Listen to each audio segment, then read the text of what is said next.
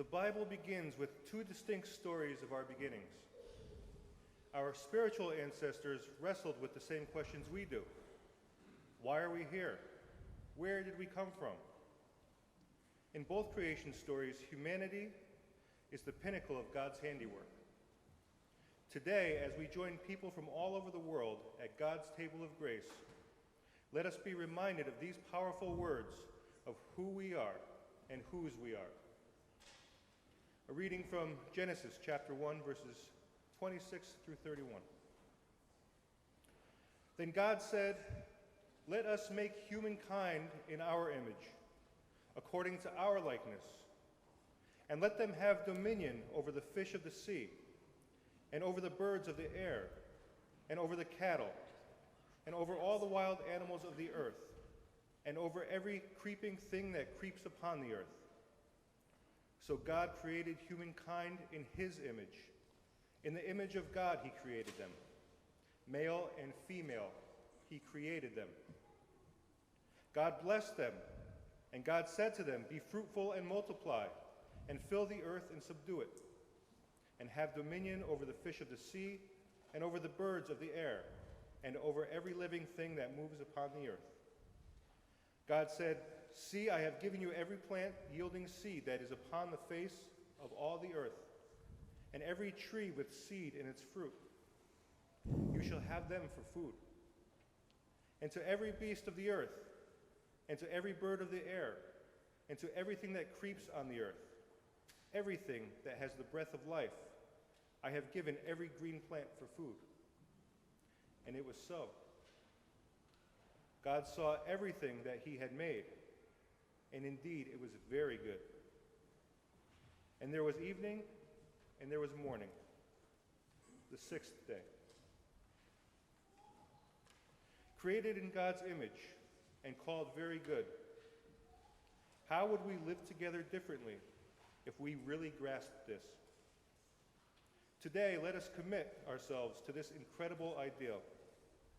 We are created in God's image, and so is everyone else. Amen.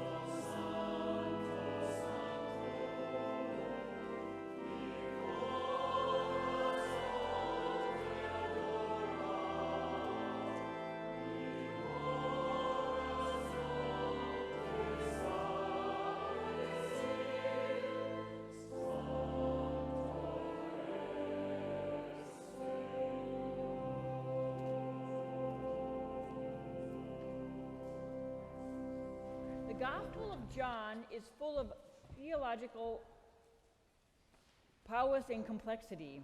Today's reading is no exception, but let us not shy away from it because it is challenging. Keep this one idea in your mind as I share today the New Testament reading. God knows we are afraid and is with us. It is up to us to open our eyes and pay attention. The reading today comes from the Gospel of John, chapter 14, verses 18 through 21. Jesus said, "I will not leave you orphaned. I am coming to you. In a little while the world will no longer see me, but you will see me. Because I live, you also will live. On that day you will know that I am in my Father, and you in me, and I in you. They who have my commandments and keep them are those who love me, and those who love me will be loved by my Father, and I will love them and reveal myself to them." No matter the state of our human family, we will not be left orphaned. Hear this good news. God is with you. God is within you. always. Amen. All right, now listen. Yes. Junior here. As you know, I just flat out enjoy doing comedy. But one of the things I love way more than that is being a dad. Not too long ago, I'm going through some video footage, and I run into this video of my youngest daughter being born. Now, of course, I was there. I actually took the video, but I had never really experienced it from this perspective before. Now look, we're in the hospital room. She's sticky, and she's baby and all that stuff, and she's in the middle of crying. And then I speak up. I start talking to her, and watch how she responds when she hears my voice.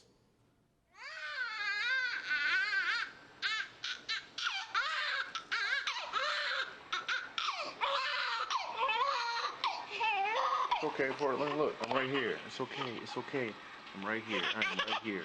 We're doing just fine. It's okay. It's okay. I'm right here. Right here. Yeah. It's okay. It's okay, baby. It's okay. That was pretty awesome. So check it. A few minutes later, the nurse starts working on her, puts her pamper on her, and I'm not saying anything, and she actually starts to cry again. Then I speak up, she hears my voice, and stops crying, like again. But I want you to notice what else happens after I tell her that I love her. Portland, it's okay. It's okay. It's good. It's good. It's good. I'm right here. I'm right here. I am right here. I love you. I love you. I love you. Yeah, I'm right here. I'm right here. It's okay. It's okay. That's just phenomenal. I'm like, whoa. Here's the thing. We'll always have times where we're not as comfortable, probably even to the point of tears, where life is just heavy.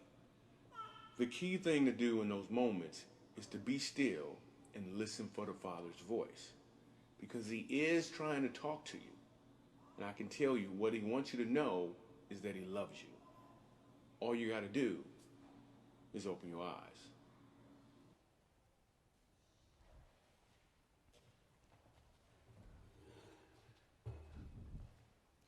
So yesterday, Becky and Trevor got married. It was in Goshen, up by Litchfield, up in the hills, at her grandfather and father's farm. It was cold, windy, rainy, lovely day for a 4 o'clock afternoon wedding outside. They had worked so hard, and they waited until the last minute to decide whether we went in the warm tent that didn't really hold all of us, or we went back outside. The chairs were still being set up at 3:30. Poor Dr. John didn't get electricity to his keyboard until 3:30. It was so cold. I can't, and then the wind would come and you're like, your feet are wet and everything. And I bundled up and then put on my big black robe. So I looked like this, sort of like this. But everybody was just huddled down. Trevor and I, because we go in first, we shared a little tissue to wipe our running nose. You know when you get so cold your nose runs? It's just not very pretty when you're doing a wedding.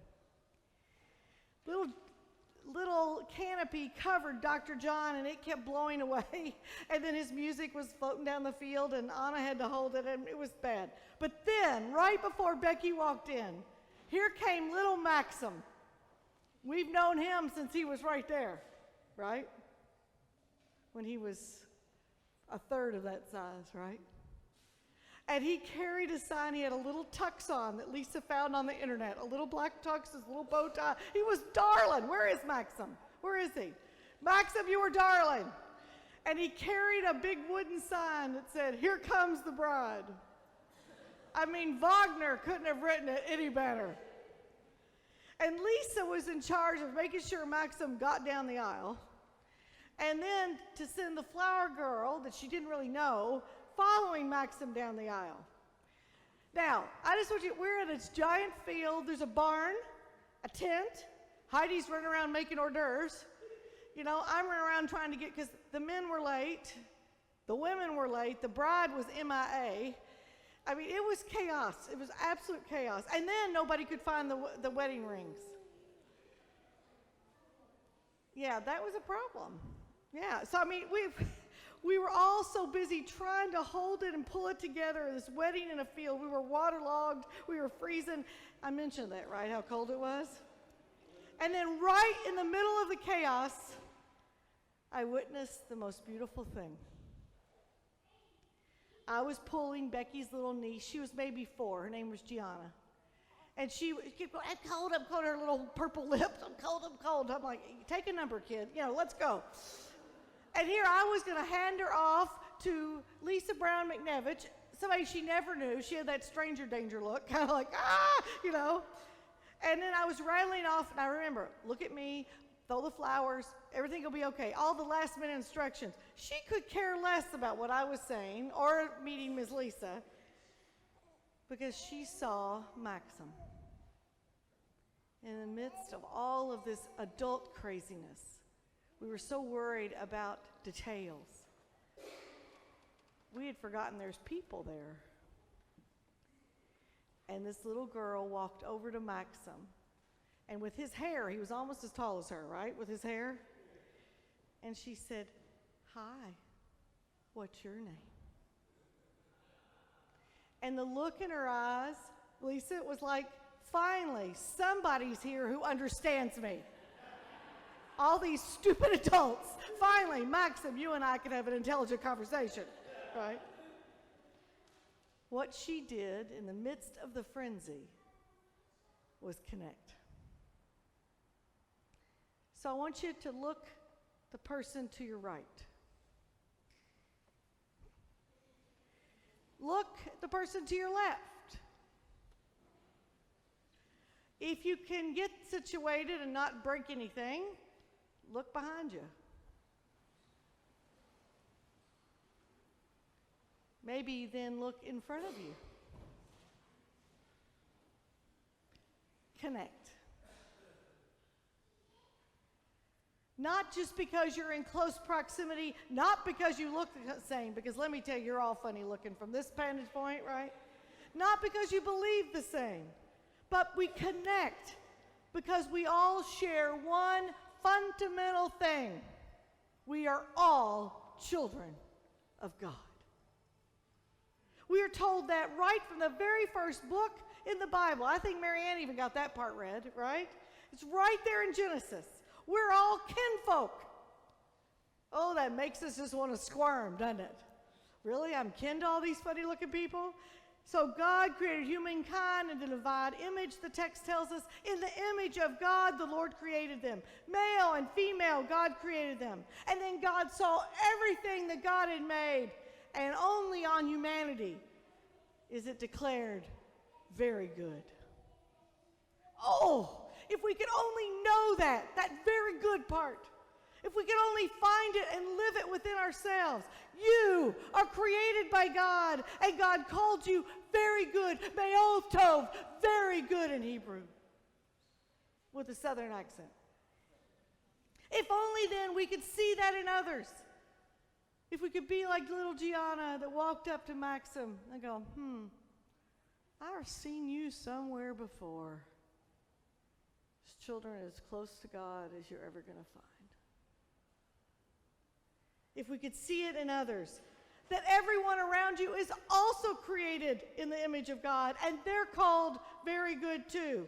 Think of all the children across the ages that God has created. I mean, God should get a prize. Parent of the year, parent of the decade, the millennial, eternity. That's the kind of parent we're talking about. Did you hear his analogy in the video? Those moments he witnessed as a parent is what makes God parent of the year. God is there, right beside you when you're scared, when you're afraid, when you're full of anxiety, self-doubt, sadness. God is there. God is there when we're content and peaceful and happy. God is there. God is always there. And everything else abandons you. God is there.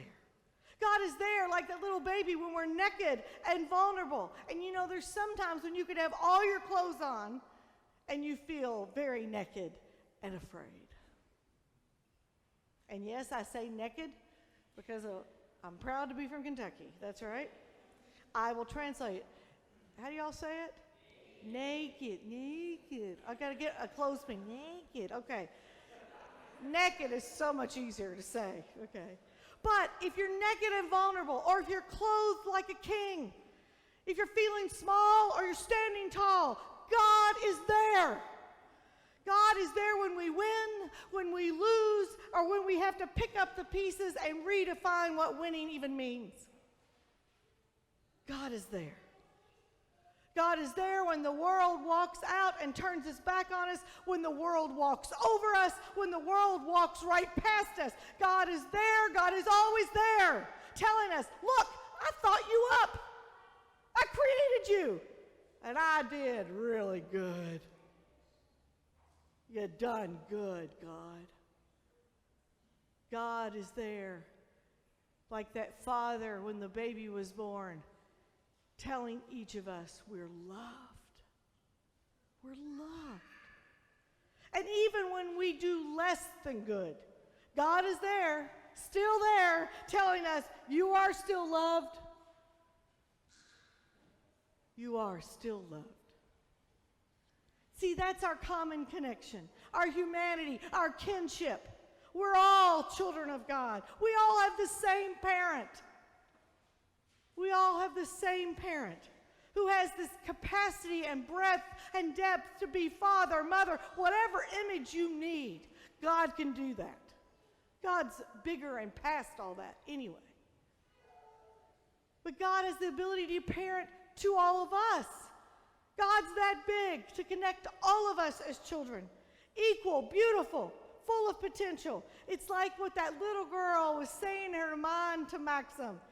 Finally, somebody understands me.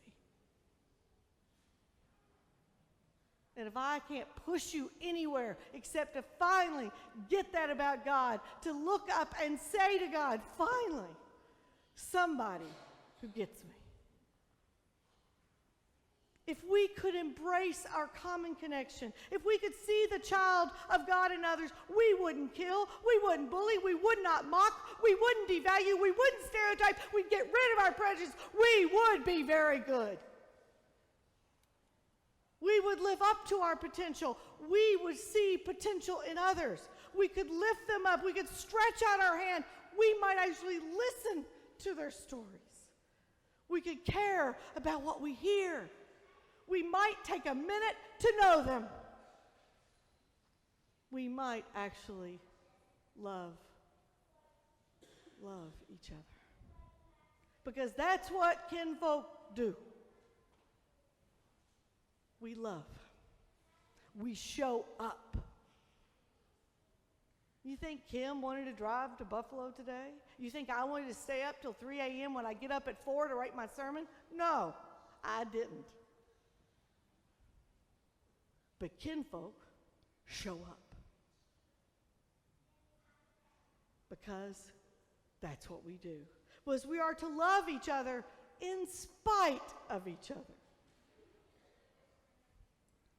In spite. When we screw up, when we're less than, when we know we can do better. We love because God loves us. We're made in God's image. So God gives us the capacity to do the same. So today, we're reminded of this common connection. Right here at this table, this is a micro of the macro. No one has a better seat. Nobody earns their way. We're all here because we're created and loved by God as we are. And so on this World Communion Sunday, let us be reminded of our most base common connection. We're children of a God who loves all of us. We meet God in one another right here at God's big table. And what did the video show us? God listens to our cries. God will show up. And all the time, God is saying, it's okay, baby. I love you. We just have to open our eyes.